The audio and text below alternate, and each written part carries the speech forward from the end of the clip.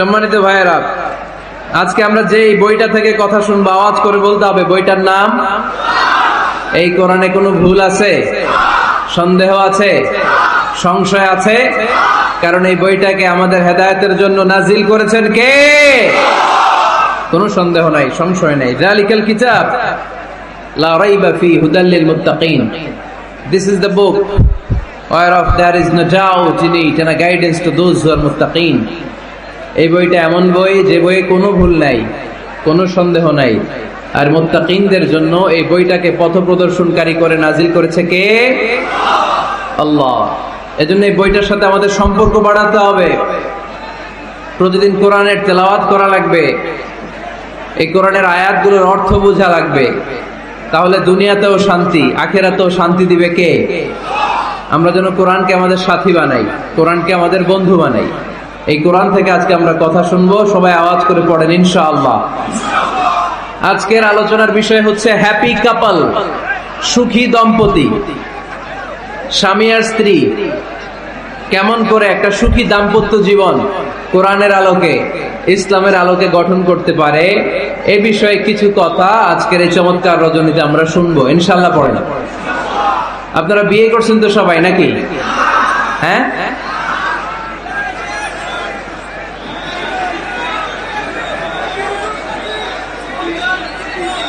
করো নাই? বিয়ে করে নাই কে কে দেখি? হায় হায়, চেয়ারম্যান সাহেব কই? এগুলোর বিয়ে করে দিয়ে, এগুলোর আপনার হাতে রেখে গেলাম। এই অবাকাগুলোরে মিলাই দিয়েন। বসেন। এই অবিবাহিতদের দুঃখ জ্বালা কেউ বুঝতে চায় না, ঠিক কিনা? বিয়ে করে ফেলবা। বিয়ে করলে নেয়ামত বাড়ায় দেয় কে? দারিদ্রতা থাকলে ধনাঢ্যতা দিয়ে দেয় কে? সবাই চাকরি করে বিয়ে করতে চায়, ব্যবসা ভালো হলে বিয়ে করতে চায়, কিন্তু জানেই না ব্যবসায় ভালো হওয়ার আর চাকরি পাওয়ার মাধ্যম হচ্ছে আগে বিয়ে করা। আগে কি করা? স্বাধীনতার স্থপতি বঙ্গবন্ধু শেখ মুজিবুর রহমান 18 বছর বয়সে বিয়ে করছে। কত বছর বয়সে? এক বর্ণনায় দেখলাম 14, আর এক বর্ণনায় দেখলাম 18। কাজী নজরুল ইসলাম অল্প বয়সে বিয়ে করছে। মহাত্মা গান্ধী অল্প বছর বয়সে বিয়ে করছে। শেক্সপিয়ার ছোট থাকতে বিয়ে করে ফেলছে। তো এরা এই যে আগে বিয়ে করছে, এদের সফল হইতে কোনো সমস্যা হয়েছে? কথা বলেন না কেন? বঙ্গবন্ধু শেখ মুজিবুর রহমান উনি কি সফল রাষ্ট্রনায়ক নন? কাজী নজরুল ইসলাম সফল কবি নন? তো এদের আগে বিয়ে করা তো এদের সফলতা ঠেকায় রাখতে পারে নাই। এরা আগে বিয়ে করে সফল হয়েছে, কিন্তু আমরা সফল হয়ে তারপরে বিয়ের পিড়িতে বসতে চাই, ঠিক কিনা? ঝামেলাটা এইখানে। এজন্য ছেলের বাবা, মেয়ের বাবা, নীলফামারীতে যারা আছেন সবাইকে বলি, ছেলে মেয়ে প্রাপ্ত বয়স্ক যদি হয়, ছেলের জন্য উপযুক্ত মেয়ে পাওয়া গেলে, ভালো মেয়ে পাওয়া গেলে দিনদার, আর মেয়ের জন্য ভালো পাত্র পাওয়া গেলে বিয়ে দিয়ে দিবেন। আর নিকাহ মিন সুন্নতি ফামান রাগিবা আন সুন্নতি ফালাইসা মিননি। বিশ্বনবী বলেন বিয়ে এটা আমার সুন্নাত, আর যে আমার সুন্নাতকে পছন্দ করে না সে আমার উম্মত দাবি করতে পারবে। আরবাআন মিন সুনানিল মুরসালিন, 4টা কাজ দুনিয়ার সব নবীরা করেছেন, এর মধ্যে একটা হচ্ছে বিয়ে। সুবহানাল্লাহ পড়বেন না? এজন্য বিয়ে করবেন সম্মানিত ভাইরা, বিয়েতে বরকত। যারা বিয়ে করে নাই তাদের ইমানের অর্ধেক অপূর্ণাঙ্গ। বিয়ে করলে ইমানটাকে পরিপূর্ণ করে দেয় কে? তো যারা হাত তুলছে এদেরকে আল্লাহ রূপবতী, গুণবতী, নেককার, ভদ্র স্ত্রী দিয়ে আল্লাহ ধন্য করুক। আমরা পড়ি আমিন। দেখছেন এখন গলার আওয়াজ বড় হয়ে গেছে, এখন মহা খুশি, বিয়ের কথা শুনলেই খুশি। তো আজকের আলোচনাটা যারা নিউ কাপল, নতুন বিয়ে করেছেন তাদের কাজে লাগবে, আর যারা তোমরা বিয়ে করোনি তোমাদেরও কাজে লাগবে সামনে, আর মুরব্বী যারা এদেরও কাজে লাগবে। আপনারা আপনাদের অভিজ্ঞতার আলোকে এই আলোচনার কথাগুলো আপনাদের নাতি নাতকো এদেরকে শোনাবেন। তাহলে আজকের আলোচনার বিষয় হচ্ছে হ্যাপি কাপল, সুখী দম্পতি। সুখী দম্পতি, দম্পতি মানে হচ্ছে স্বামী আর স্ত্রী। স্বামী আর স্ত্রী বানায় যেজন মিস্ত্রি, সে বড় আজব কারিগর ও মনরে, সে বড় কঠিন কারিগর। স্বামী আর স্ত্রী এই সম্পর্কটা মিলিয়ে দিয়েছেন কে? কোথায় মিলিয়ে দিয়েছেন? জান্নাতে। আওয়াজ করে বলেন কোথায়? আমাদের আদি পিতা আদম আলাইহিস সালাম, আদিমাতা হাওয়া আলাইহিস সালাম, এরা হচ্ছেন পৃথিবীর প্রথম দম্পতি, the first couple in the world। পৃথিবীর সর্বপ্রথম দম্পতির নাম হচ্ছে আদম আর হাওয়া। জান্নাতে ওনাদের বিয়ে পড়াই দিয়েছিলেন কে? তার মানে বিয়ের সম্পর্কটা এটা জান্নাতি সম্পর্ক, এটা একটা চমৎকার সম্পর্ক। এজন্য এই দাম্পত্য জীবন আমাদের এই সামাজিক জীবনের প্রভাব অনেক বেশি। অনেক দম্পতি আমাদের কাছে বলে, হুজুর সুখ নাই, শান্তি নাই। স্ত্রী এসে বলে, হুজুর আমার হাজবেন্ড আমাকে পছন্দ করে না, পরকিয়া করে। এই পরকিয়ার ভাইরাস বাংলাদেশে আছে না নাই? নীলফামারীতে বোধহয় নাই, আপনাদেরও আছে? আচ্ছা। আবার অনেক হাজবেন্ড এসে বলে, আমার স্ত্রীর এই সমস্যা। তো এগুলো সমাজের সবচেয়ে বড় সমস্যা, ঘাতক ব্যাধির চেয়েও বড় ব্যাধি। এগুলো নিয়ে কেউ মুখ খোলে না, কথা বলে না, ফলে দাম্পত্য জীবনের কলহ এটা দুর্বিষহ হয়ে ওঠে। আজকের আলোচনার মধ্য দিয়ে আমরা জানবো স্বামী স্ত্রী কেমন করে একটা সুখী, সমৃদ্ধ, আনন্দময় দাম্পত্য জীবন লিড করতে পারে। এ বিষয়ে আমাদের জানার দরকার আছে না নাই? আচ্ছা, আপনারা শুনতেছেন? আপনাদের সকলের মনোযোগ কি আমার দিকে, না ডানে বায়ে তাকাচ্ছেন? এই দিকে এখনো থামতে পারে নাই, আপনি করে দেন পরে। এই বাম দিকে এখনো থামতে পারে নাই। আমার মোনাজাতের সময় হয়ে আসতেছে, তোমরা ধাক্কা বাজে আমি দোয়া করে চলে যাচ্ছি। কিছুই নিয়ে যেতে পারলা না, তোমরা নিজেও শুনলা না, অন্যদেরকেও শুনতে দিলা না। না না, এরকম করেন না, চেয়ার দিয়ে করেন না, চেয়ার দিয়ে করেন না, রাখেন রাখেন রাখেন। আমি তো তোমাদেরকে হাত নেড়ে শান্ত হতে বললাম, এরপরে কথা কিসে রেখেন?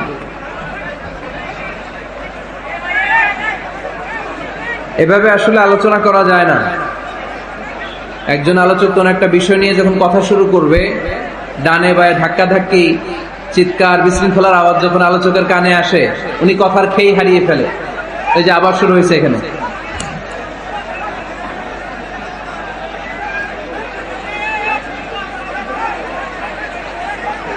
এই যে এখানে 50 জন হবে, আমার দিকে তাকাও। কি এখানে কি তোমাদের সমস্যা কি?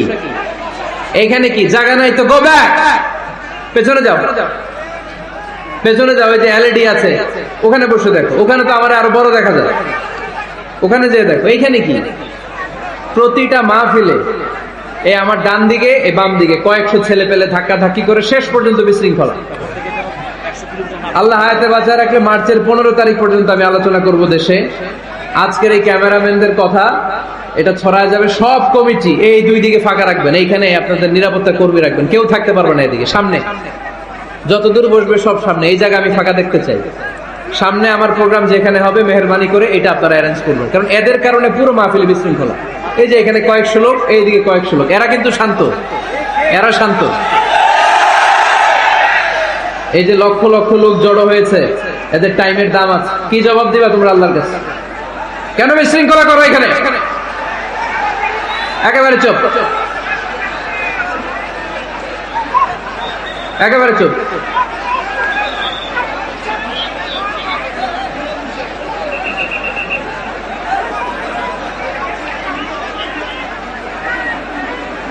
হ্যাঁ বসে যান, বসেন।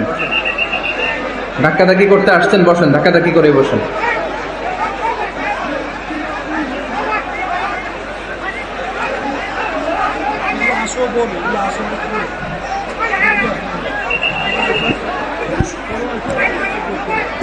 একটা তাফসির মাহফিলের একটা ভাব গাম্ভীর্যতা আছে, এখানে কোরআনের কথা হয়।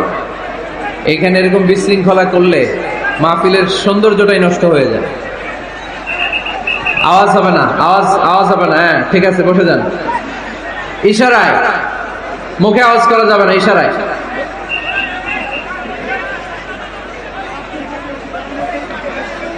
সম্মানিত ভাইয়েরা, আমরা দাম্পত্য জীবনে সুখী হতে চাই কোরআন সুন্নাহর আলোকে। স্বামী স্ত্রীর সম্পর্কটা এটা একটা মধুর সম্পর্ক, ঠিক কিনা? স্বামী স্ত্রীর সম্পর্কটা কেমন জানেন? স্বামী স্ত্রীর সম্পর্কটা হচ্ছে হাত আর চোখের মতো। হাত ব্যথা পেলে চোখ দিয়ে পানি ঝরে, আবার চোখ দিয়ে পানি ঝরলে হাত সেই পানি মুছে দেয়, ঠিক কিনা? স্বামী আর স্ত্রীর সম্পর্কটা এরকম হবে, হাত আর চোখ। হাত কেটে গেলে চোখ দিয়ে পানি পড়ে, আবার চোখ দিয়ে পানি পড়লে হাতই ওই পানি মুছে দেয়। সম্পর্কটা এরকম থাকার দরকার আছে না নাই? আছে। আল্লাহ তাআলা স্বামী স্ত্রীর সম্পর্ককে কোরআনে পোশাকের সাথে তুলনা করেছেন। ড্রেস, কস্টিউম, পোশাক। আওয়াজ করে বলেন, কিসের সাথে তুলনা করেছেন? পোশাক। কেন পোশাকের সাথে তুলনা করলেন? কারণ পোশাক মানুষের লজ্জাস্থানের হেফাজত করে। ইট কভারস আওয়ার প্রাইভেটস। পোশাক, ড্রেস এন্ড কস্টিউম, এটা আমাদের লজ্জাস্থানকে ঢেকে রাখে, আমাদের ঈমান বাঁচায়। তেমনি স্বামী তার স্ত্রীর চরিত্র হেফাজত করে, স্ত্রী তার স্বামীর চরিত্র হেফাজত করে, ঠিক কিনা? এজন্য আল্লাহ তাআলা মেটাফরিক্যালি, রূপক ভাবে স্বামী স্ত্রীকে পোশাকের সাথে তুলনা করেছেন। আবার পোশাক পরলে খুব সুন্দর লাগে, ডিজাইন করে, এমব্রয়ডারি করে, বিভিন্ন ডিজাইনের, বিভিন্ন স্টাইলের, বিভিন্ন ফ্যাশনের পোশাক মানুষ পরে।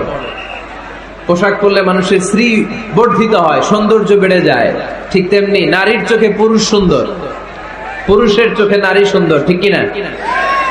পোশাকের 3 নাম্বার কাজ হচ্ছে পোশাক মানুষকে কমফোর্ট দেয়, আরাম। এই যে শীতকালে আপনারা অনেকে ব্লেজার পরে আসছেন, অনেকের গলায় মাফলার, অনেকের গায়ে চাদর, আরাম লাগে না? কথা বলেন না কেন? লাগে। আবার গ্রীষ্মকালে এই মাফলার পরে কেউ বের হয়? চৈত্র মাসে, চৈত্র মাসে নীলফামারীতে জ্যাকেট পরেন কে কে দেখি? পরেন? পরেন? পরেন না। এর কারণ চৈত্র মাসে পাতলা কাপড় পরতে হয়, কটনের, সুতির কাপড়। শীতকালে মোটা কাপড় আরাম লাগে, দেহটাকে প্রশান্ত করে দেয়। আবার গরমকালে সুতির, কটনের পাতলা কাপড় পরলে দেহটারে প্রশান্ত করে দেয়। ঠিক তেমনি স্ত্রী যখন স্বামীর সান্নিধ্য পায়, এই লাইটটা অফ থাকলে ভালো, অফ, এই লাইটটা অফ, পারলে এটা অফ। স্ত্রী যখন স্বামীর সান্নিধ্য পায়, স্ত্রী প্রশান্ত হয়ে যায়। আবার স্বামী যখন স্ত্রীর সংস্পর্শ পায়, স্বামীর অন্তরটারে প্রশান্ত করে দেয় কে? এজন্য আল্লাহ তাআলা নারীকে বলেছেন, নারী তোমরা হচ্ছে পুরুষের পোশাক। আবার পুরুষদেরকে বলেছেন, ও পুরুষরা তোমরা নারীদের পোশাক। পড়েন আল্লাহু আকবার। রব্বুল আলামিন বলেন, হুন্না লিবাসুল লাকুম ওয়া আনতুম লিবাসুল লাহুন। ও নারীরা, তোমরা তোমাদের স্বামীদের পোশাক, আর তোমাদের স্বামীরা হলো তোমাদের পোশাক। পোশাক যেমনি লজ্জাস্থানকে ঢেকে রাখে, ঈমান ইজ্জতের হেফাজত করে, আব্রু ঢেকে রাখে, তেমনি স্বামী তার স্ত্রীর চরিত্রের হেফাজত করে, স্ত্রী তার স্বামীর চরিত্রের হেফাজত করে। পোশাক যেমনি সুন্দর, স্ত্রীর চোখে স্বামী সুন্দর, স্বামীর চোখে স্ত্রী সুন্দর। পোশাক যেমনি মানুষকে আরাম দেয়, প্রশান্ত করে দেয়, স্বামী আর স্ত্রী একে অপরের সংস্পর্শ পেলে তাদের হৃদয়টাও প্রশান্ত হয়ে যায়, ঠিক কিনা? এজন্য আল্লাহ তাআলা পোশাকের সাথে তুলনা করেছেন। পোশাক একে অপরের পোশাক, পোশাক চামড়ার সাথে লেগে থাকে না, আলাদা থাকে। তার মানে স্বামী স্ত্রীর সম্পর্কটা এরকম মিলেমিশে, ভালোবেসে, একাকার, ঠিক কিনা? আর নিসাউ শাকাইকুর রিজাল, নারীরা পুরুষদের কাউন্টার পার্ট। নারী হচ্ছে পুরুষের সহযোগী। এই পৃথিবীর এই সভ্যতা, এই সিভিলাইজেশন, এই উন্নয়ন, এই ডেভেলপমেন্ট, এটা শুধু পুরুষরা করে নাই। এই উন্নয়নের অংশীদারিত্বে আমাদের বোনদের, নারীদেরও হাত আছে না নাই? এজন্য কাজী নজরুল বলেছেন, এই বিশ্বে যা কিছু সুন্দর চিরকল্যাণকর, অর্ধেক তার করিয়াছে নারী, অর্ধেক তার নর। চিল্লায় বলেন ঠিক কিনা? এজন্য এই মহাবিশ্বের এই সভ্যতায় আপনাদের যেমনি অবদান, আমাদের বোনদের অবদান আছে না নাই? আছে। স্বামী স্ত্রী এই দুজন মিলে এই বিশ্ব সভ্যতা তৈরি হয়েছে। এজন্য দুজনের মধ্যে সম্পর্ক হবে পোশাকের মতো। পোশাক যেমনি দেহের সাথে লেগে থাকে, স্বামী স্ত্রীর মধ্যে এরকম সুসম্পর্কের দরকার আছে না নাই? আচ্ছা, আজকে আমরা জানার চেষ্টা করব কি করে স্বামী আর স্ত্রীর মধ্যে এই সুসম্পর্ক বাড়ানো যায়, ইনক্রিজ করা যায়। কি করে আমাদের মধ্যে মারামারি, কাটাকাটি, ঝগড়া, ডিভোর্স, এই রেটটা কমানো যায়, এ ব্যাপারে আমাদের জানার দরকার আছে না নাই? ইসলামী শরিয়া স্বামী স্ত্রী প্রত্যেককে ইন্ডিভিজুয়ালি আলাদা আলাদা কিছু দায়িত্ব দিয়েছে। স্বামীকে কিছু দায়িত্ব দিয়েছে, আবার স্ত্রীকে কিছু দায়িত্ব দিয়েছে, আবার উভয়কে কিছু দায়িত্ব দিয়েছে। আমরা শুরুতে স্বামী স্ত্রীর উভয়কে আল্লাহ তাআলা কি দায়িত্ব দিয়েছে এটা জানবো। তারপরে স্ত্রীদেরকে আল্লাহ তাআলা কি দায়িত্ব দিয়েছেন সেটা জানবো। সবশেষে স্বামীদেরকে আল্লাহ তাআলা কি দায়িত্ব দিয়েছে সেটা জানবো। এই দায়িত্বগুলো পালন করার মধ্য দিয়ে দাম্পত্য জীবনকে সুখময় করে দিবে কে? আল্লাহ। শুরুতে আমরা জানবো দ্য কালেক্টিভ রেসপন্সিবিলিটি, যৌথ দায় দায়িত্ব কি আছে স্বামী আর স্ত্রীর, কেমন করে দাম্পত্য জীবনকে সুখময় শান্তিময় করতে হয়। একটা দাম্পত্য জীবন কলহমুক্ত করতে চাইলে, সুখময় করতে চাইলে সর্বপ্রথম স্বামী স্ত্রীর যেটা খেয়াল রাখতে হবে সেটা হচ্ছে স্বামী স্ত্রীর উভয়ের স্যাক্রিফাইসের মানসিকতা থাকা লাগবে। স্যাক্রিফাইস, আওয়াজ করে আমার সাথে সাথে বলেন স্যাক্রিফাইস। এই স্যাক্রিফাইস ছাড়া দাম্পত্য জীবন টিকবে? দুইজনেই যদি ঝগড়া করে, দুইজনেই যদি রেগে যায়, ঝামেলা আছে না নাই? স্বামী রেগে গেলে স্ত্রীকে থেমে যেতে হয়, আবার স্ত্রী রেগে গেলে স্বামীকে থেমে যেতে হয়। স্বামীও যদি রেগে যায়, স্ত্রীও যদি রেগে যায়, তাহলে তৃতীয় বিশ্বযুদ্ধ বেঁধে যাবে, ঠিক কিনা? এই জন্য রেগে গেলেন তো হেরে গেলেন, রাগা যাবে না। স্বামী যদি রেগে যায়, স্ত্রী থেমে যেতে হবে। স্ত্রী যদি রেগে যায়, স্বামী থেমে যেতে হবে। এটাই দাম্পত্য জীবনের সুখ আর সমৃদ্ধির মূল ফর্মুলা। স্যাক্রিফাইস করতে হবে। এর কারণ, আপনি যদি দোষ খুঁজতে শুরু করেন, দোষ ছাড়া পৃথিবীতে মানুষ নাই, ঠিক কিনা? No one is perfect in this world. এই পৃথিবীতে কেউই পারফেক্ট না। আপনি যে আপনার স্ত্রীর দোষ খোঁজেন, আপনারও দোষ আছে না নাই? আবার ভাবি যদি আপনার খালি দোষ খোঁজে, ভাবিরও দোষ আছে না নাই? না, এজন্য দোষ খুঁজবেন না, স্যাক্রিফাইস করেন, একটু মানিয়ে নিন। দাম্পত্য জীবনটা এরকমই, একটু ছাড় দিতে হয়, একটু মানিয়ে নিতে হয়।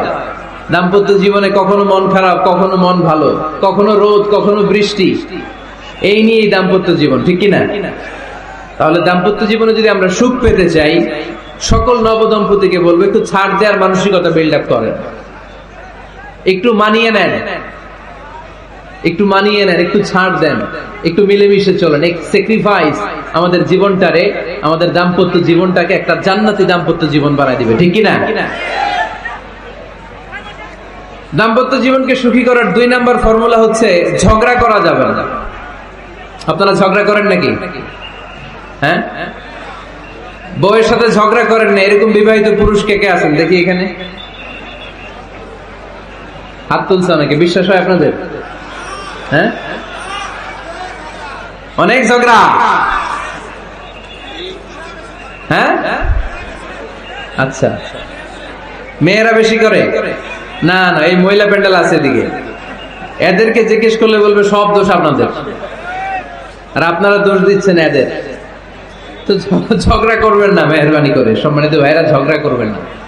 কারণ এই ঝগড়া থেকে, সামান্য ঝগড়া থেকে অনেক সময় বিচ্ছেদের দিকে চলে যায় সম্পর্ক। ছোট্ট ঝগড়া থেকে যেতে যেতে ঝগড়া বাড়তে বাড়তে ডিভোর্সের দিকে গড়া, এরকম আছে না নাই? না, সামান্য ঝগড়া যদি বেঁধে যায়, শয়তান এটার মধ্যে বাতাস দেয়, এটারে বাড়াতে বাড়াতে শয়তান অনেক বড় করে। ইমানদারদের পরিবার ভেঙে গেলে শয়তান খুশি, আর ইমানদারদের পরিবার টিকে থাকলে আমার আল্লাহ খুশি। আমরা কার খুশি চাই? জোরে বলতে হবে, খুশি চাই কার? শয়তান সব সময় চায় ইমানদারদের ফ্যামিলি ভেঙে দিতে।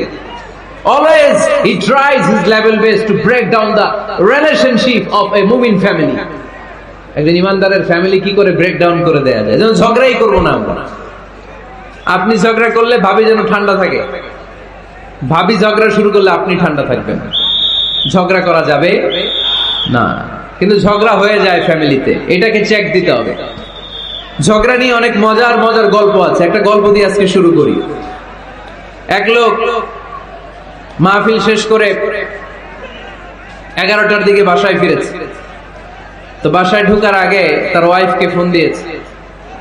ফোন দিয়ে বলতেছে, এই মাহফিল শেষ, আমি কিন্তু বাসায় চলে আসতেছি, শুরু করার আগে তাড়াতাড়ি দরজাটা খুলো। তো স্ত্রী আবার রাতের খাবার স্বামীকে ছাড়া খায় না। তো স্ত্রী দরজা খুলে দাঁড়ায় আছে, স্বামী বেচারা আসছে। আসার পরে স্ত্রীকে বলতেছে, এই শুরু করার আগে রাতের খাবার দিয়ে দাও, খেয়ে নেই। তো স্বামী ওয়াশরুম থেকে ফ্রেশ ট্রেশ হয়ে আসছে, স্ত্রী বেচারিও ডাইনিং টেবিলে খাবার দিয়েছে। এবার স্বামীও খেতে বসেছে, স্ত্রীও খেতে বসেছে। স্বামী আবার বলতে আরম্ভ করছে, শুরু করার আগে ফ্যানটা ছাড়ো, খুব গরম লাগতেছে। এবার তো স্ত্রী রেগে মেগে আগুন, কি আসার পর থেকে শুরু করার আগে শুরু করার আগে শুরু করার আগে কি শুরু করার আগে? স্বামী বলতেছে, এই তো শুরু হয়ে গেল, এই শুরু হয়ে গেল। মানে কি? ঝগড়া। নীলফামারীর ভাইয়েরা, এটা শুরু করা যাবে না। শুরু করবেন আপনারা? ঝগড়া করবেন? আমাদের ফ্যামিলি গুলো থেকে ঝগড়াকে আজকে থেকে আমরা নো বলে দিলাম। মানে না, ঝগড়াকে কি বললাম? সবাই বলতে পারেন না, আওয়াজ করে বলেন, ঝগড়াকে আমরা কি বলবো? নো। ঝগড়া করা যাবে না। শয়তান ঝগড়া বাঁধাতে খুব উস্তাদ। সহিহ মুসলিমের হাদিস, ইন্না ইবলিসা ইয়াদাউ আরশাহু আলাল মা সুম্মা ইয়াবআসু সারায়াহু। ইবলিস তার সিংহাসন গেড়েছে সাগরের উপরে। ইবলিসের সিংহাসন কিসের উপরে? বিশাল বড় সাগর আর মহাসাগরের উপরে ইবলিস শয়তান তার সিংহাসন নিয়ে বসা। প্রতিদিন সকাল বেলায় শয়তান গুলোরে মানব রাজ্যে পাঠিয়ে দেয়, যা তোরা মানব রাজ্যে চলে যা, যে মানুষকে ওয়াসওয়াসা দেয়, ওয়াসওয়াসা দিয়ে খারাপ কাজ করা। সারাদিন খারাপ কাজ করার পরে কি কি ওয়াসওয়াসা দিল, কি কি খারাপ কাজ মানুষের মধ্যে ঘটালো, সন্ধ্যা বেলায় সব শয়তানে সেই ইবলিসকে বয়ান শোনায়। সন্ধ্যা বেলায় শয়তান গুলো এসে বলে, আমি এক লোককে দিয়ে মিথ্যা কথা বলিয়েছি। আরেক শয়তান বলে, আমি নামাজ কাজা করিয়েছি এক আল্লাহর বান্দাকে দিয়ে। আরেকজন বলে, আমি ওজনে কম দিয়েছি। আরেকজন বলে, আমি সুদের ব্যবসার মধ্যে টাকা লাগানোর ব্যবস্থা করে দিয়েছি। এক একজন এক একটা ওয়াসওয়াসা দিয়ে আল্লাহর মুমিন বান্দাদেরকে ধোঁকা দিয়েছে। এগুলোর ফিরিস্তি এসে সব শয়তানেরা ইবলিসকে শোনায়, কিন্তু কোনো কথাতে ইবলিসের মন ভরে না। কোন শয়তান এসে বলে, আমি তো এমন মদের আড্ডাখানায় নিয়ে গেছি আল্লাহর বান্দাদেরকে, এগুলো নামাজই পড়ে নাই, খালি মদ খেয়েছে। আবার কিছু শয়তান এসে বলে, আমি ক্যাসিনোতে নিয়ে গেছি, ওখানে খালি জুয়া খেলছে। আবার কিছু শয়তান এসে বলে, আমি বাজারের মধ্যে ফরমালিনের এই ওয়াসওয়াসা ঢুকায় দিছি। একটার পর একটা শয়তানি ফিরিস্তি তারা ইবলিসকে শোনায়, কিন্তু কোনো কাজই ইবলিসের মন ভরাতে পারে না। একজন এসে বলে, আনা মা তারাকতুহু বাইনার রাজুলি ওয়া ইমরাআতিহি হাত্তা ফাররাকতু। আমি একজন ইমানদার নারী পুরুষের মধ্যে ঝগড়া লাগায়া ওই ঝগড়া বাড়াতে বাড়াতে বাড়াতে বাড়াতে তালাক পর্যন্ত নিয়ে গেছে। নাউজুবিল্লাহ পড়বেন না? শয়তান এবার তার উপর খুশি হয়ে যায়। সব শয়তানগুলোকে ঠেলে ইবলিস এই শয়তানকে কাঁধে তুলে নাচতে শুরু করে দেয়। কারণ মুমিন বান্দার সংসার যদি ভেঙে যায় শয়তান খুশি হয়ে যায়, আর মুমিন বান্দার সংসার টিকে থাকলে খুশি হয়ে যায় কে? এজন্য নীলফামারীর ভাইয়েরা, ঝগড়া করা যাবে না। দাম্পত্য জীবনকে সুখী করতে চাইলে ঝগড়াকে আমরা নো বলে দিব। ঝগড়া অনেক সময় হবে, কিন্তু এটাকে বাড়তে দেয়া যাবে না, এটাকে আমরা স্পেস দিব না, ওইখানে থামায় দিতে হবে। রাজি আছেন তো সবাই? আল্লাহ রাসূল সাল্লাল্লাহু আলাইহি ওয়াসাল্লামের ফ্যামিলিতে ঝগড়া হতো। আম্মা জান আয়েশা রাদিয়াল্লাহু তাআলা আনহার সাথে আল্লাহ রাসূল সাল্লাল্লাহু আলাইহি ওয়াসাল্লামের ঝগড়া হতো, হাদিসে পাওয়া যায়। কিন্তু এগুলো ছিল মধুর ঝগড়া, সুন্দর ঝগড়া। সুবহানাল্লাহ পড়েন। আল্লাহর হাবিব বলেন, ইয়া আয়েশা ইন্নী লা আ'লামু ইযা কুনতি আন্নী রাদিয়া ওয়া ইযা কুনতি আলাইয়া গাদবা। ও আয়েশা, তুমি কখন আমার উপর রেগে থাকো সেটাও আমি বুঝি, আবার কখন খুশি থাকো সেটাও বুঝি।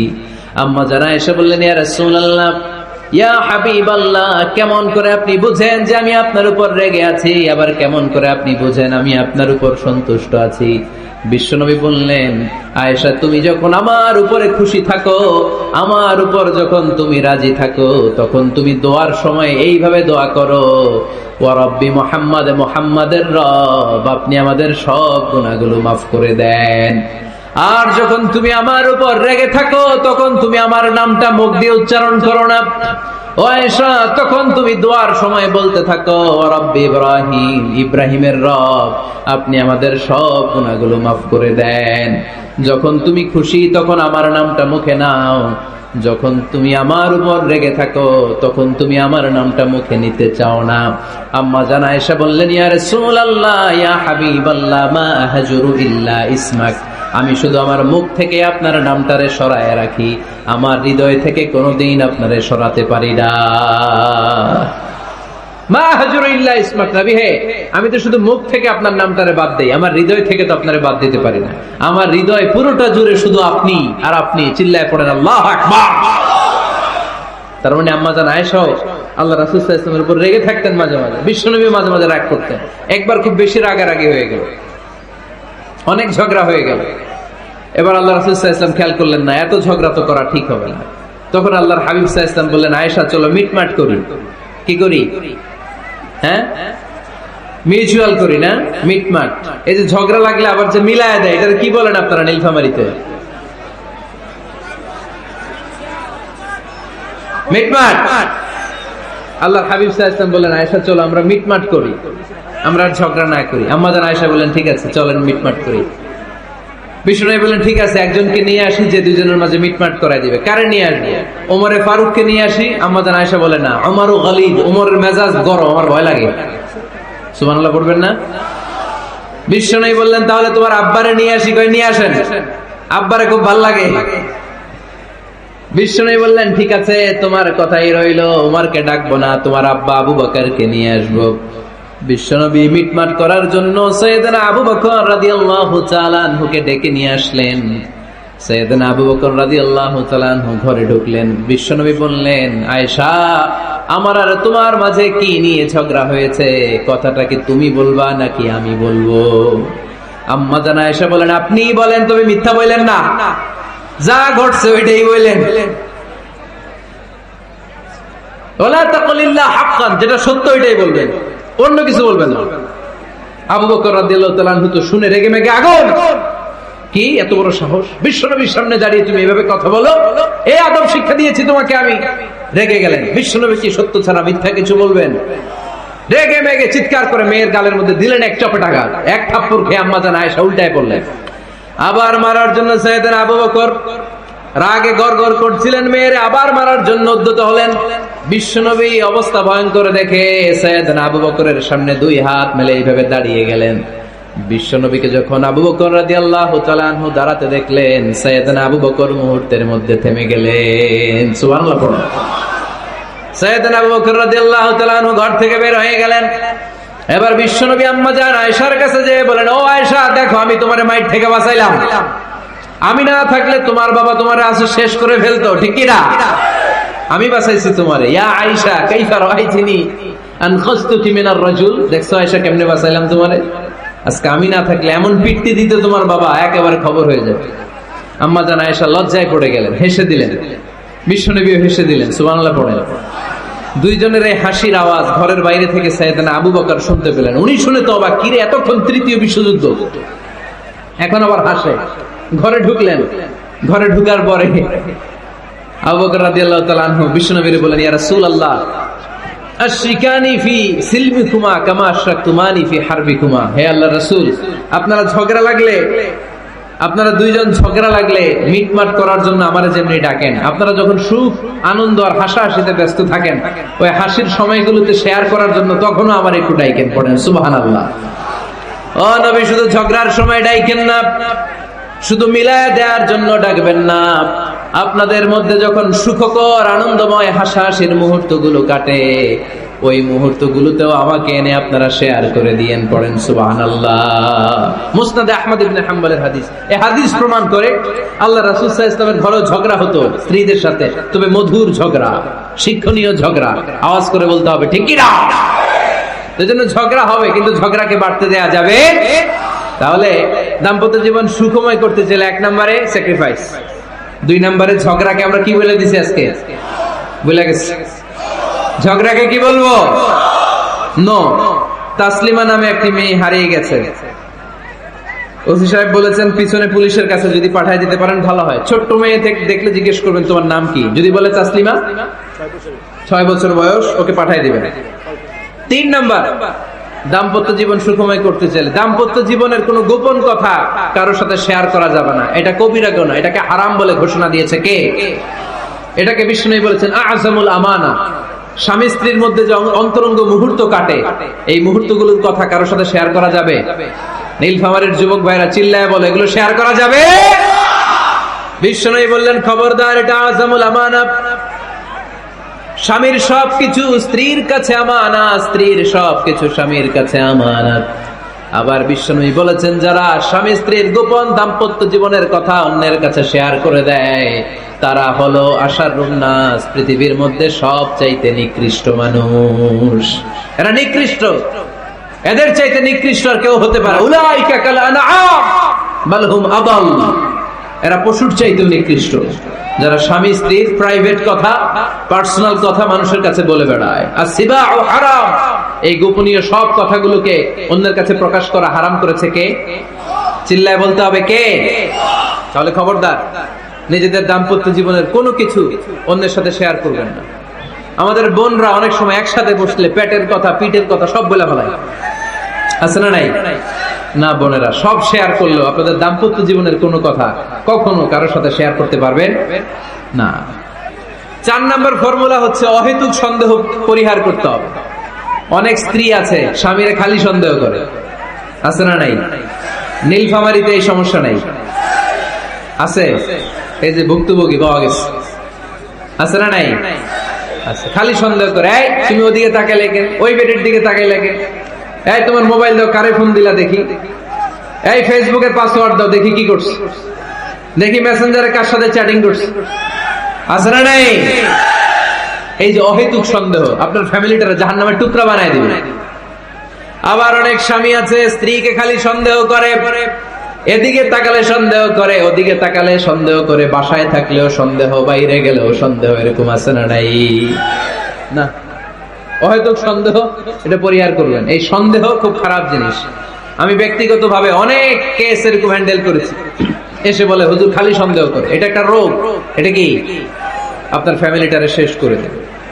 এই জন্য অহেতুক সন্দেহ পরিহার করবেন। হ্যাঁ, সত্যি যদি পরকীয়ার কোনো ঘটনা ঘটে থাকে ওটা নিয়ে বসেন, ফেস টু ফেস কথা বলেন, ফ্যামিলি মিটিং করেন, সরাসরি সেটেল করার চেষ্টা করেন। কিন্তু অহেতুক সন্দেহ একটা রোগ, এই রোগ থেকে আল্লাহ তুমি দাম্পত্য জীবনকে বাঁচাও, আমরা আওয়াজ করে পড়বো আমিন। 5 নাম্বার, স্বামী স্ত্রী একে অপরকে আল্লাহর বিধান স্মরণ করায় দিবে। স্বামী যদি ফজরের সময় ঘুমায় থাকে, স্ত্রীর ডেকে দেওয়ার দরকার আছে না নাই? আবার স্ত্রী যদি ঘুমায় থাকে, স্বামীর ডেকে দেওয়ার দরকার আছে না নাই? কোন স্বামী যাবে জান্নাতে, তার স্ত্রী যাবে জাহান্নামে, আবার স্ত্রী হবে জান্নাতি, স্বামী যাবে জাহান্নামে, এরকম আমরা চাই নাকি? আমরা যখন জান্নাতে যাব, আমার স্ত্রীর হাত ধরে একসাথে জান্নাতে ঢুকতে চাই, ঠিক কিনা? আবার আমার স্ত্রী যখন জান্নাতে যাবে, সে একা ঢুকতে পছন্দ করবে? এজন্য আমরা দুনিয়াতে যেমনি এক ছাদের নিচে, এক জায়গায়, এক বাড়িতে, জান্নাতেও আমরা এক বাড়িতে থাকতে চাই। আওয়াজ করে বলতে হবে ঠিক কিনা? এই জন্য গবেষকরা বলেছে স্বামী স্ত্রীর ভালোবাসাটাকে তারা বলে লাভ পিরামিড। কি পিরামিড? লাভ পিরামিড। এই ত্রিভুজ আকৃতি। কিরে ভাই? আচ্ছা, লাভ পিরামিড, ত্রিভুজ আকৃতি, ট্রায়াঙ্গেল। আপনারা ত্রিভুজ চিনেন? কথা কয় না। ত্রিভুজের কয় কোণা? কয় কোণা? 3 কোণা। এই যে এরকম, তাই না? এই জন্য স্বামী স্ত্রীর ভালোবাসাটাকে বলে লাভ পিরামিড। উপরে সমুচার মতো না, উপরে থাকে আল্লাহ, আর ডানে স্বামী, বায়ে স্ত্রী, এই 2 কোণায় স্বামী স্ত্রী, আর উপরের কোণায় আল্লাহ। স্বামী স্ত্রী যদি আল্লাহর আনুগত্যের দিকে যেতে চায়, যতই তারা the couple come to Allah, they come closer to each other. তারা যদি আল্লাহর কাছাকাছি যায়, তারা নিজেরাও কাছাকাছি হয়, ঠিক কিনা? তারা আল্লাহর কাছে যেতে যেতে যেতে যেতে আল্লাহর ইবাদতে যদি একেবারে আল্লাহর কাছে চলে যায়, তারা নিজেরাও কাছাকাছি চলে যায়, ঠিক কিনা? আর তারা আল্লাহর আনুগত্য থেকে যত দূরে সরে, যত দূরে সরে, তারা নিজেরাও নিজেদের থেকে তত দূরে সরে পড়ে। চিল্লায় বলেন ঠিক কিনা? লাভ পিরামিড এটা। এজন্য the closer the couple comes to Allah, the closer the couple comes to each other. কাপল স্বামী স্ত্রী আল্লাহর ভালোবাসা নিজের মধ্যে যত গাঢ় করবে, আল্লাহর আনুগত্য যত বেশি করবে, আল্লাহর ইবাদত যত করবে, নিজেরাও তত কাছাকাছি আসবে। আর আল্লাহরে যত ভুলবে, নিজেদের মধ্যে বড় বড় ফারাক করে দিবে কে? তাহলে এই 5টা বিষয় স্বামী স্ত্রীর উভয়ের উপর বর্তায়। এগুলো মেনে চললে দাম্পত্য জীবনকে সুখময় করে দিবে কে? আল্লাহ। এবার আমরা শুনবো আমাদের বোনদেরকে। যে ডান দিকে আমি শুনলাম আমাদের বোনদের বিশাল প্যান্ডেল, আছে না নাই? আচ্ছা, আজকে বোনদের দিয়ে শুরু করি। স্ত্রীদেরকে আল্লাহ কি দায়িত্ব দিয়েছে একটা ফ্যামিলিকে সুন্দর করতে, একটা দাম্পত্য জীবনকে সুন্দর করতে। স্ত্রীর 1 নম্বর দায়িত্ব হচ্ছে she should make a comfort to her husband. স্ত্রীর উচিত স্বামীর জন্য ঘরটাকে প্রশান্তির নীড় বানিয়ে রাখা। কি বানিয়ে রাখা? প্রশান্তির নীর। স্ত্রী হওয়া উচিত এমন যাকে দেখলে স্বামীর চোখ জুড়ায়, স্বামীর প্রাণ জুড়িয়ে যায়, স্বামীর হৃদয়টা ঠান্ডা হয়ে যায়, ঠিক কিনা? আর স্ত্রীর দিকে তাকালে যদি মেজাজ গরম হয়ে যায়, মেজাজ খিটখিটে হয়ে যায়, ঝামেলা আছে না নাই? ঝামেলা আছে। এজন্য মেহেরবানি করে আমাদের বোনরা যারা এমন কোন কাজ করবেন না যেটা স্বামীর মেজাজকে খিটখিটে করে দেয়, কারণ আল্লাহ তাআলা আপনাদেরকে তৈরি করেছে লিতাসকুনু ইলাইহা, স্বামী আপনার কাছে গেলেই যেন তার হৃদয়টা প্রশান্ত হয়ে যায়, ঠিক কিনা? অনেক স্ত্রী আছে না জেনে না বুঝে স্বামীর সাথে এমন খিটখিটে মেজাজ দেখায় যেটা স্বামীর জন্য মেনে নেওয়া কষ্টকর, কারণে হার্ট অ্যাটাক করে মারা যায়। আছে না নাই? এই তো ভুক্তভোগী পাওয়া গেছে। স্বামীর জন্য একটা ত্রাস হয়ে দাঁড়ায় স্ত্রী, ত্রাস। অনেক স্বামী আছে স্ত্রীর এরকম আচরণের কারণে, অতিরিক্ত প্রেসার ক্রিয়েট করার কারণে স্ত্রীদেরকে ভয় পায়। অবশ্য নীলফামারীর কোন স্বামী তার স্ত্রীরে ভয় পায় না। ভয় পায়? স্ত্রীরে ভয় পান কে কে দেখি?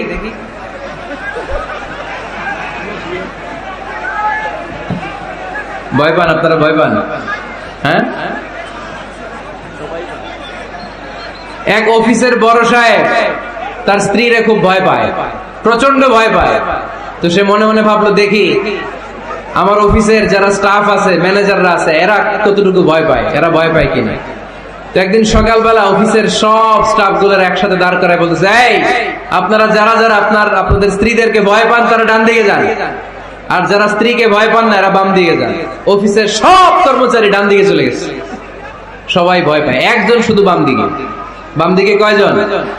ভয় পায় না। আর যারা ভয় পায় এরা ডান দিকে, ডান দিকে সবাই। তো বড় সাহেব ভাবছে, আলহামদুলিল্লাহ আমার অফিসে একজন হইলেও বীর পুরুষ আছে। তো বীর পুরুষের কাছে যেয়ে বলে, ঘটনা কি, আপনি মোটেও ভয় পান না? কয়, স্যার প্রতিদিন অফিস করার জন্য যখন ঘর থেকে বের হয় আমার বউ আমারে বলে দেয়, খবরদার সবাই যেদিকে যায় তুমি কিন্তু ওইদিকে যাইবা না, সবাই যেদিকে যায় তুমি ওইদিকে গেলে খবর আছে। বড় সাহেবকে খবরদার, এটা তো আরো ডরায়, ঠিক কিনা? এজন্য বোনদেরকে বলবো, লিতাসকুনু ইলাইহা, এমন ভাবে আপনি আপনার স্বামীর সামনে নিজেকে প্রেজেন্ট করেন যাকে আপনাকে দেখলে আপনার স্বামীর চোখ জুড়িয়ে যায়, হৃদয়টা প্রশান্ত হয়ে যায়, আপনাকে দেখলেই আপনাকে ভালোবাসতে মনে চায়, ঠিক কিনা? এজন্য রব্বুল আলামিন বলেন, আমি নারীদেরকে তৈরি করেছি লিতাসকুনু ইলাইহা, যেন পুরুষেরা স্ত্রীদের সংস্পর্শ যখন পায় পুরুষদের হৃদয়টারে প্রশান্ত করে দেয় কে? রব্বুল আলামিন বলেছেন, খাদিজার জন্য জান্নাতে আমি এমন একটা ঘর বানিয়েছি যেই ঘরের মধ্যে কোনো বিশৃঙ্খলা নাই। খাদিজার জন্য জান্নাতে এমন একটা প্রাসাদ আমি বানিয়েছি যেই প্রাসাদের মধ্যে কোনো আওয়াজ নাই, কোনো কোলাহল নাই, কোনো বিশৃঙ্খলা নাই। কারণ খাদিজা আমার নবীকে এমন একটা ঘর উপহার দিয়েছে যেই ঘরের মধ্যে কোনো বিশৃঙ্খলা ছিল না, আওয়াজও ছিল না। পড়েন সুবহানাল্লাহ। আল্লাহ রাসূল যখন সারাদিন কাফেরদের মাঝে কোরআনের দাওয়াত দিতেন, কোলাহল মারামারি জীবনের ঝুঁকি নিয়ে মক্কার কুরাইশদের মাঝে যখন দাওয়াত দিতেন, সব বিশৃঙ্খলা ঝামেলা গোলমাল শেষ করে রাতের বেলায় যখন খাদিজার ঘরে বিশ্বনবী ঢুকতেন, বিশ্বনবীর হৃদয়টারে প্রশান্ত করে দিত কে? আম্মাজান খাদিজা বিশ্বনবী সাল্লাল্লাহু আলাইহি ওয়াসাল্লামের জন্য এমন ঘর উপহার দিয়েছেন যেই ঘরে বিশ্বনবী আসলে বিশ্বনবীর হৃদয়টা ঠান্ডা হয়ে যেত। সুবহানাল্লাহ পড়ে। অনেক স্ত্রী আছে স্বামী ঘরে ঢুকলেই ঘরে আটা নাই, রুটি নাই, চাল নাই, ডাল নাই, এটা লাগবে ওইটা লাগবে, ওখানে যেতে হবে, একটার পর একটা ফিরিস্তি বলে বেড়ায়, আছে না নাই? না, এটা করবেন না। আপনার কি লাগবে এই সব দায় দায়িত্ব আল্লাহ তাআলা স্বামীকে দিয়েছে, স্বামীকে জানাবেন, তবে ধীরে সুস্থে, ধীরে সুস্থে স্বামীর জন্য ঘরটাকে এমন করে রাখতে হবে যেন ঘরে ঢুকলেই স্বামীর হৃদয়টারে প্রশান্ত করে দেয় কে? এজন্য স্ত্রীর প্রথম দায়িত্ব ঘরটারে প্রশান্তির নীর বানানো। এখানে কি আবার কি, আবার কি এখানে মারামারি? দুই দল নাকি?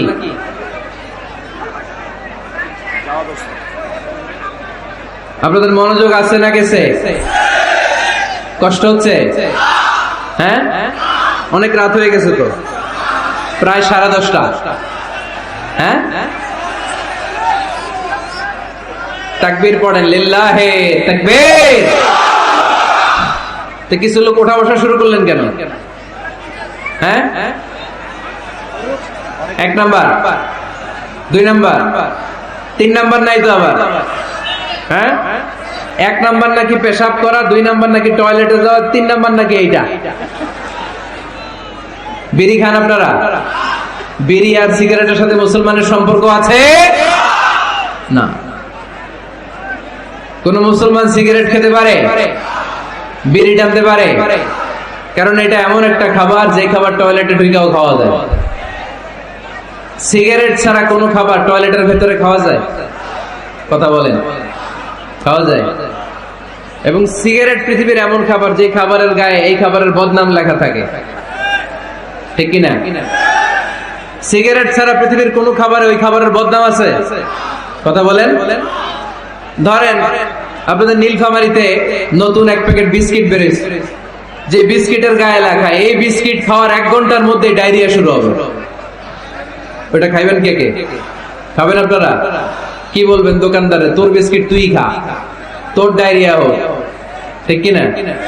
কিন্তু সিগারেটের গায়ে কিন্তু লেখা থাকে স্মোকিং কজেস ক্যান্সার, ধূমপান স্বাস্থ্যের জন্য ক্ষতিকর, ধূমপান কর্কট রোগের কারণ, ধূমপান করলে এটা বিষপানের শামিল। এই সিগারেট এটা তৈরি হয় তামাক পাতা থেকে, টোবাকো প্ল্যান্টস। এই তামাক পাতা চাষ হয় নাকি নীলফামারীতে? হ্যাঁ, বাংলাদেশে সবচেয়ে বেশি, সবচেয়ে বেশি নীলফামারীর কোন থানায়? সদরে, শহর অঞ্চলে? আচ্ছা, এই তামাক পাতার চারদিকে বেড়া দেয়া লাগে না জানেন? কারণ ছাগলও মুখ দেয় না। তো যেটা ছাগলে খায় না ওটা মানুষ খাইতে পারে? আওয়াজ করে বলেন। তাহলে ঝগড়ারে যেমনি আজকে আমরা নো বলে দিলাম, এই সিগারেট, এই মাদক, এগুলাকে আজকের প্রোগ্রাম থেকে আমরা নো বলে দিব। পারা যাবে? মাদককে আমরা নো বলে দিলাম। আওয়াজ করে বলেন, মাদক আর সিগারেটকে কি বললাম? নো।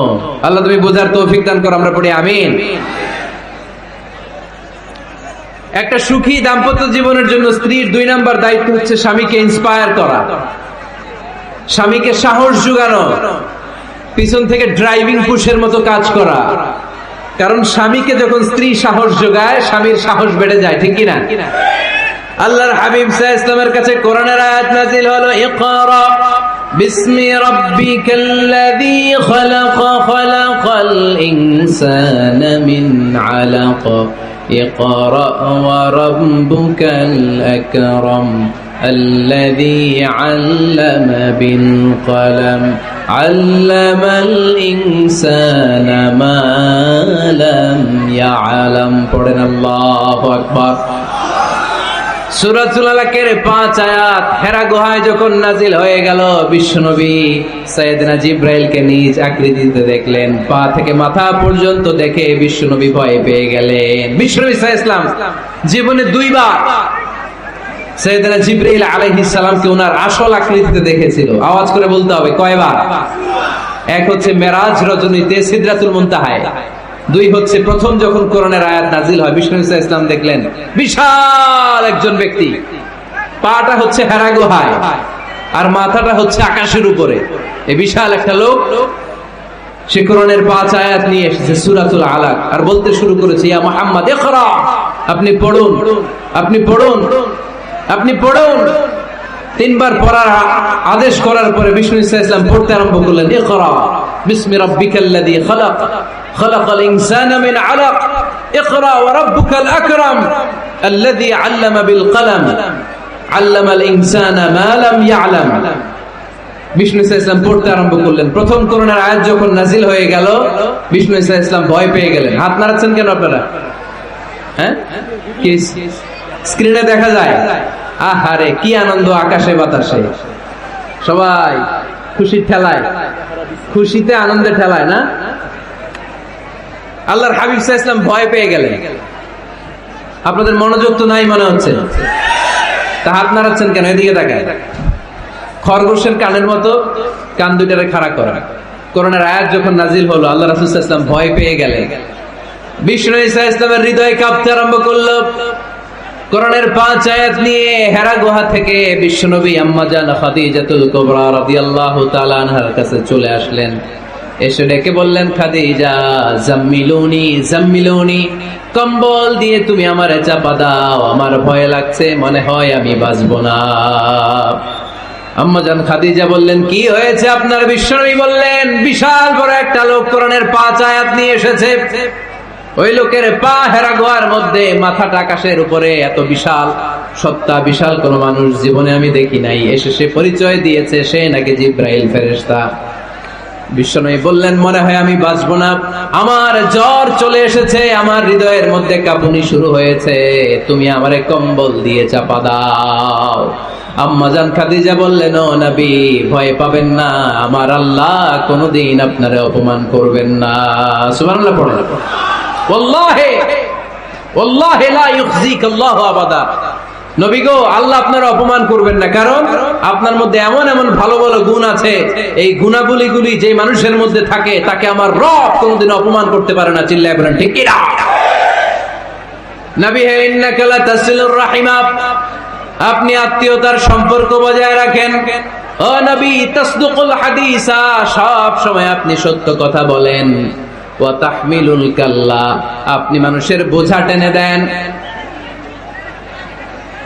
ওয়া তাকসিবুল মা'দুমা, যার উপার্জন করার কেউ নাই, নিজে গায়ে খেটে আপনি তারে উপার্জন করে দেন। ওয়া তুঈনু আলা নাওয়াইবিল হক, সত্য যেখানে বিপন্ন সেখানে আপনি সাহসী সৈনিকের মতো দাঁড়িয়ে যান। সুবহানাল্লাহ।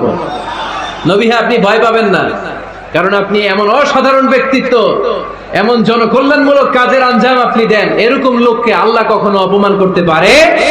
আপনি চালিয়ে যান, আপনাকে থামানোর মতো অপশক্তি গোটা বিশ্বে দ্বিতীয়টা নাই। চিল্লায় বলেন ঠিক কি না? বিশ্বনবীকে সাহস জুগিয়েছেন, এরকম সাহস জোগানোর মতো স্ত্রী আমাদের দরকার আছে না নাই? বিশ্বনবী সারাদিন বাইরে যখন কাফির মুশরিকদের অত্যাচার অনাচার সহ্য করে ঘরে আসতেন, আম্মাজান আয়েশা এমন সাহসিকতার বাণী শোনাতেন, এমন মোটিভেশন শোনাতেন, এমন ইন্সপায়ারেশন দিতেন, বিশ্বনবী সারাদিনের সব দুঃখ কষ্ট ভুলে গিয়ে এর পরের দিনের দাওয়াতি কাজের জন্য নতুন করে এনার্জি ফিরে পেতেন। চিল্লায় পড়েন আল্লাহু আকবার। এজন্য স্ত্রীর 2 নাম্বার কাজ হচ্ছে স্বামীকে সাহস যোগানো। 2 নাম্বার কাজ কি? স্বামীকে সাহস যোগানো, স্বামীকে সাপোর্ট দেয়া। স্ত্রীর 3 নাম্বার কাজ হচ্ছে স্বামীর ডাকে সাড়া দেয়া। কি দেয়া? স্বামী যদি স্ত্রীর সঙ্গ পেতে চায়, স্ত্রীর ওই ডাকে সাড়া দিতে হবে।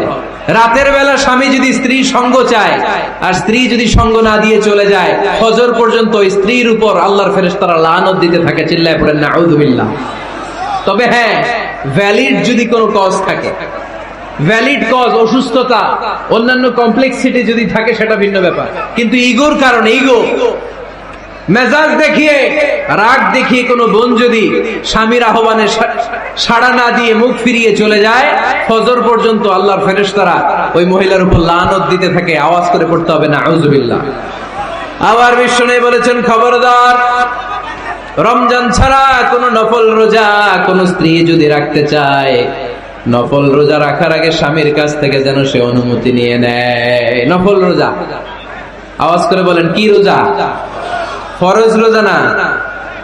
দিনের বেলা যেহেতু রোজা রাখতে হয়, কোন নারী, কোন যুবতী নারী, বয়স্ক নারীদের কথা ভিন্ন, কোন যুবতী নারী যদি নফল রোজা রাখতে চায়, সে তার স্বামীর পারমিশন নেবে। কারণ হয়তো স্বামী দিনের বেলা স্ত্রীর সঙ্গ চেতে পারে, ঠিক কিনা? এজন্য স্বামীর কাছ থেকে পারমিশনের দরকার আছে না নাই? এরপরে 4 নাম্বার দায়িত্ব, নিজের লজ্জাস্থানের হেফাজত করা। فالصالحات قانتات حافظات للغيب بما حفظ الله। আল্লাহ নেককার স্ত্রীদের বর্ণনা যখন কালামুল্লাহ মাজিদে দিয়েছেন, আল্লাহ বলেছেন নেককার নারীদের প্রথম গুণ, তারা সব সময় তাদের স্বামীদের আনুগত্য করে। 2 নাম্বার, তারা তাদের নিজের লজ্জাস্থানের হেফাজত করে। 4টা কাজ কোন নারী যদি দুনিয়াতে করে, 4টা, আওয়াজ করে বলতে হবে কয়টা? মাত্র 4টা কাজ কোন নারী যদি পৃথিবীতে করে, ওই নারীর জন্য জান্নাতের 8টা দরজা খুলে দিবে কে? আওয়াজ করে বলতে হবে, খুলে দিবে কে? বিশ্বনবী বললেন, আল মারআতু ইযা সাল্লাত খামসাহা, কোন নারী যদি 5 ওয়াক্ত সালাত পড়ে, সামাত শাহরাহা, রমাদানের রোজা রাখে, আতাআত বালাহা, স্বামীর আনুগত্য করে, হাফিজাত ফুরুজাহা, লজ্জাস্থানের হেফাজত করে। এই 4টা কাজ যদি কোনো নারী দুনিয়ার বুকে করে, জান্নাতের 8টা দরজা তাদের জন্য খুলে দিবে কে? এজন্য দাম্পত্য জীবনকে সুখময় করতে হলে একজন স্ত্রীর 4 নম্বর দায়িত্ব হচ্ছে নিজের সতীত্বের হেফাজত করা। 5 নম্বর দায়িত্ব হচ্ছে স্বামীর সম্পদের হেফাজত করা।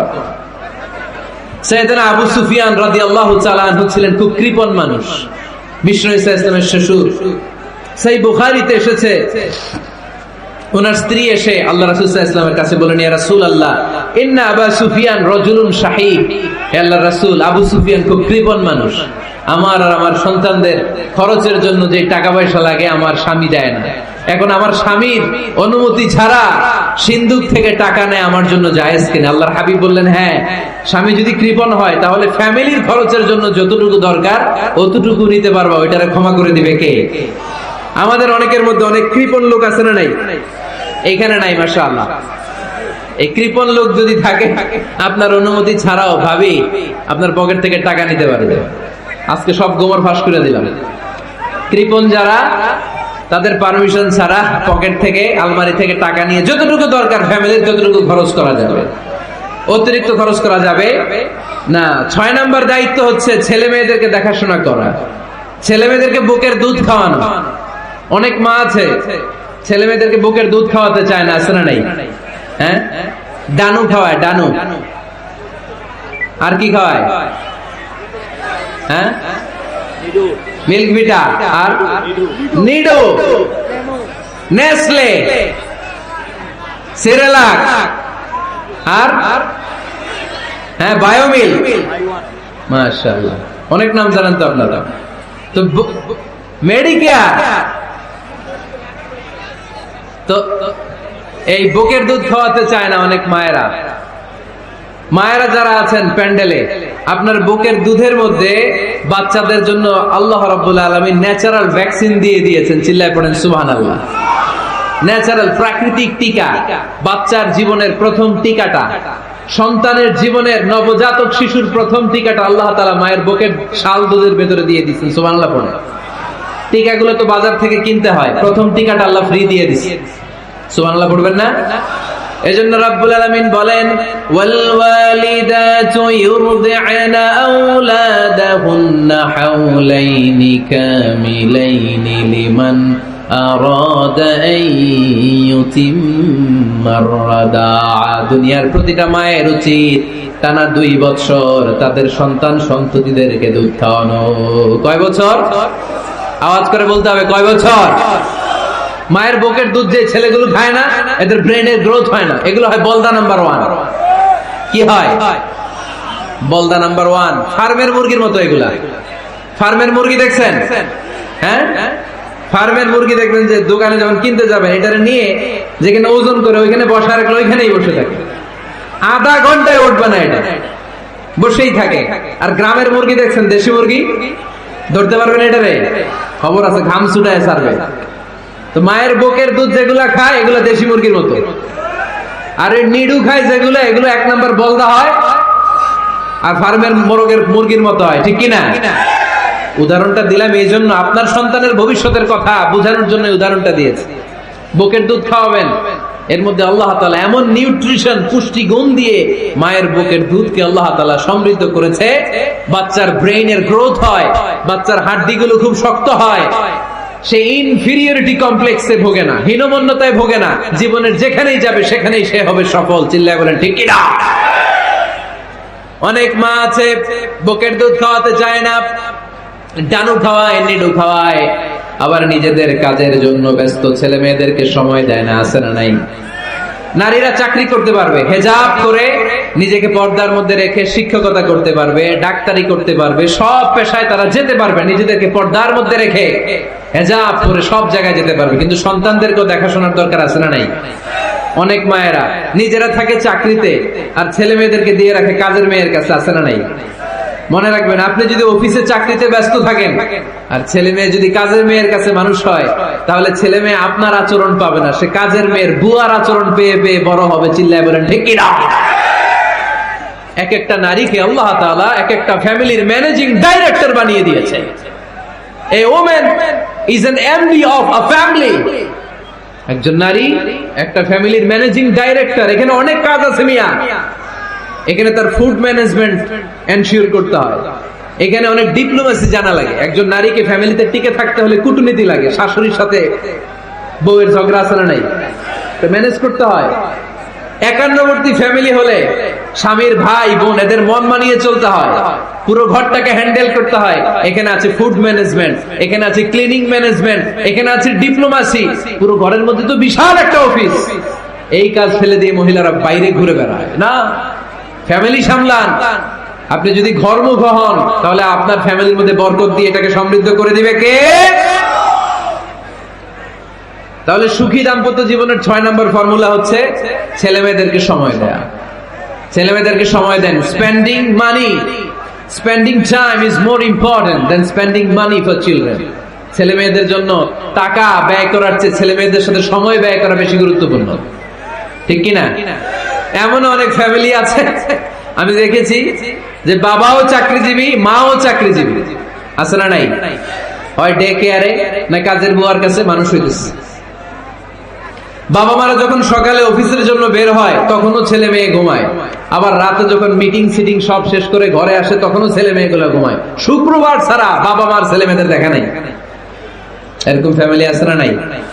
ঢাকাতে পারিবারিক এই ক্রাইসিস, এই সংকটগুলো আমরা প্রায় শুনি। আপনাদের নীলফামারীতে আলহামদুলিল্লাহ এগুলো নাই, তাই না?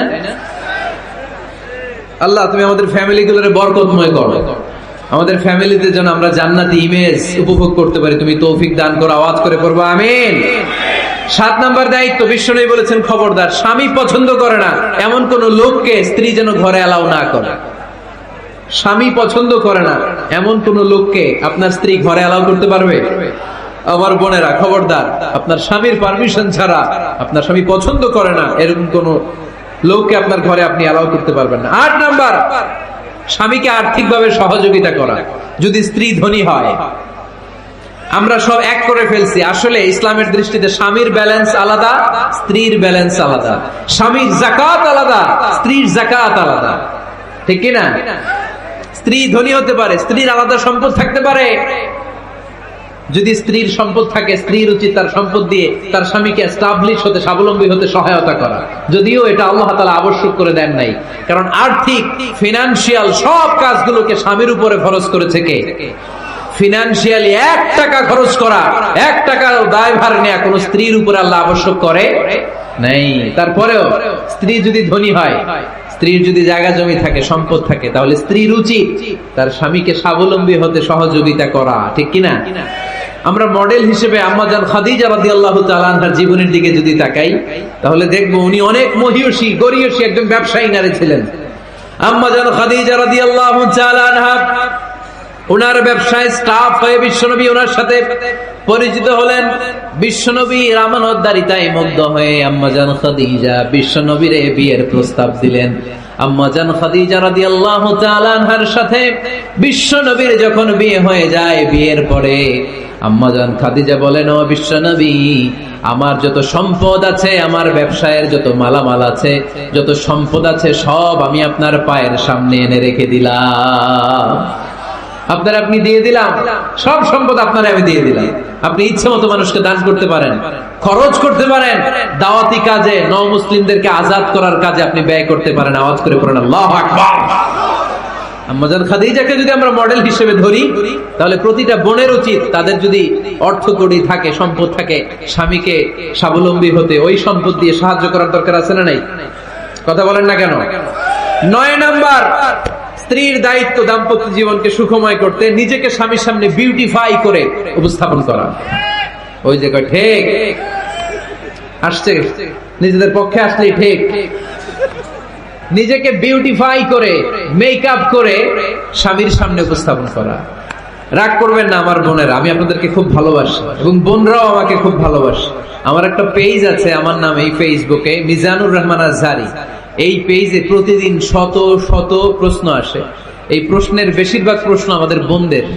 অনেক বোনরা বলে, হুজুর আপনার ওয়াজ আমরা শুনি কারণ আপনি আমাদেরকে খুব সম্মান দিয়ে কথা বলেন।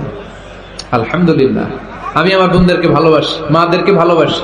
আমি আমার মা বোনদেরকে বলবো, আপনারা নিজেদেরকে গুছিয়ে সাজিয়ে স্বামীর সামনে উপস্থাপন করেন। অনেক বোনেরা আছে বাইরে যাওয়ার সময় পার্লারিং করে মেকআপ করে সুন্দর জামা কাপড় পরে বাইরে যায়, আর স্বামীর সামনে আসলে বুয়ার মতো থাকে। আছে না নাই? স্বামীর সামনে পচা জামা, ছিঁড়া জামা, চুলের মধ্যে নাই সুগন্ধি, নিজেকে গুছিয়ে রাখে না, সামলে রাখে না, কাজের বুয়ার মতো নিজেকে